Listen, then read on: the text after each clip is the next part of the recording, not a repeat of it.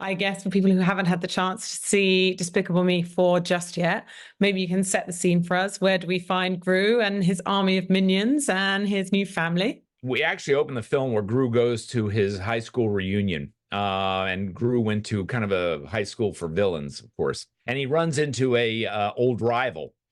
Anyway, through the course of the events, I'm not going to try to not give any spoilers, but we find Gru right after that back home in his house that we've seen before, domestic bliss, with his three daughters, his wife Lucy, and a new addition, which is a Gru Jr., a new baby boy. Very quickly after we set this scene where everybody seems very happy, things are going well, Silas, the head of the anti-villain league, shows up and says that that old rival, high school rival of Gru's, is out to get him and his family. So Gru and his family are forced to leave their home, their beloved home, and head to Mayflower, a new town where they've got to try to hide and figure out how to fit in. And that's kind of the setup. So, from there, we obviously, the villain is searching for Gru, and it's all about Gru and his family trying to fit into this new town. And obviously, fourth film in this series, or sixth if you count also the spin-off Minions films. What is it about these characters, particularly Gru, particularly his minions, that just keeps audiences coming back? And I guess you as the creative team as well.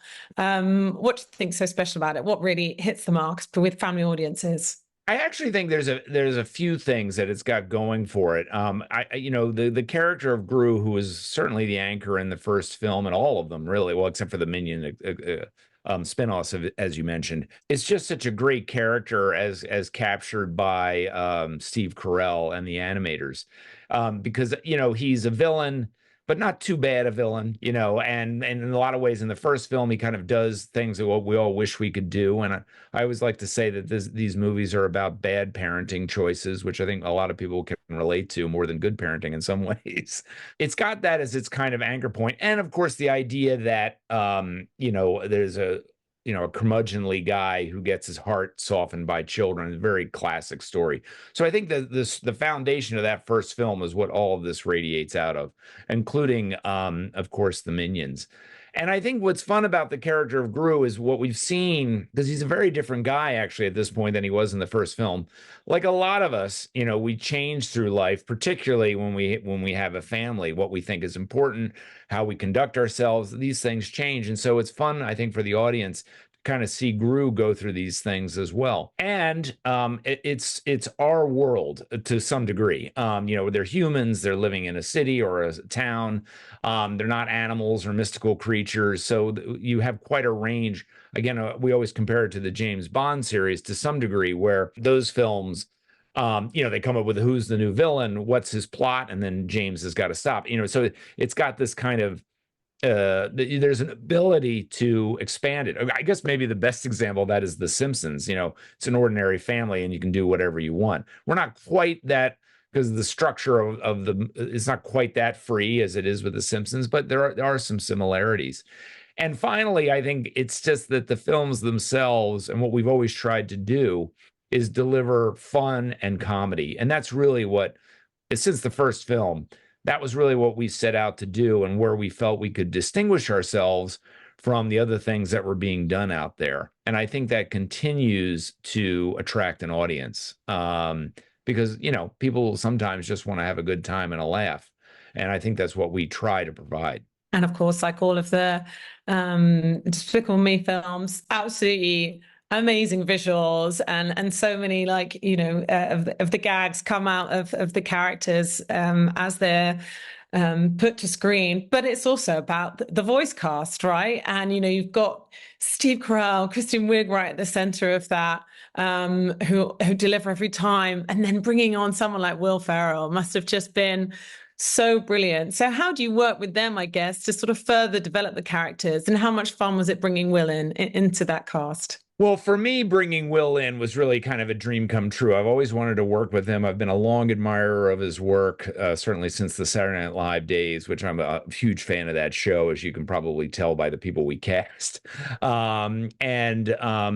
and to bring him alongside Steve, you know, they've obviously done things together from the Anchorman series, just felt like a great opportunity. You know, developing the character of Maxime Lamal specifically, because that was his name, a French name. Will came in, you know, right away with this great kind of fun French accent. We did try a couple other things just to, because, well, in the first session, it's almost like workshopping it. Like, let's see what we can come up with. And, you know, honestly, if Will had another idea or like, oh, I want to do it as a Swedish guy, or whatever, we would have just changed the name. But I think we all felt that. And Will had this, you know, certainly a level of comfort with the French accent that he was coming in with, and thought he could deliver comedically with that. So that was very quickly where we focused our attention.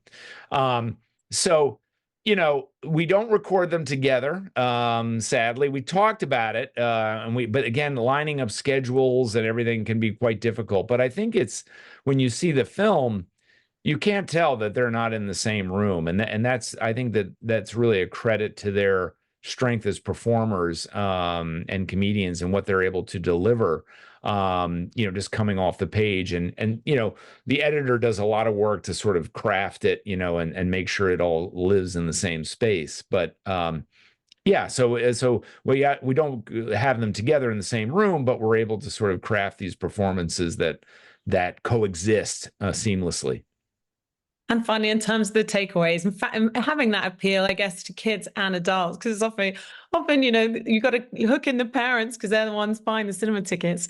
And the fact that it does work, I guess, with the help of the minions as well, like always the younger kids are really into that. But then there's all these sort of more adult themes about parenting, particularly about family, and a lot of the humor and the references, of course, are going to work for the adults. So is that also a key balance to what makes this franchise so great? Well, look, ultimately, I think the movies, since the first one, Despicable Me, I'm talking about, not the Minions spinoffs, is about career versus family, which I think that balance, and I think that is probably the ultimate relatable issue in anybody's life with children.